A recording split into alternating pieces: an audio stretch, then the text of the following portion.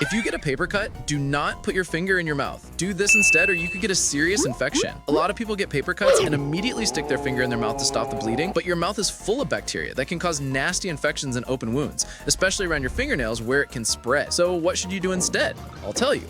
But if you have fingers, tap the like button, click subscribe, then share and tap the copy link, and you will see this amazing. Instead, immediately press the cut closed with a clean tissue or cloth for 30 seconds. Then wash with soap and water, pat dry, and put on a small bandage. Keep it clean and dry until it heals.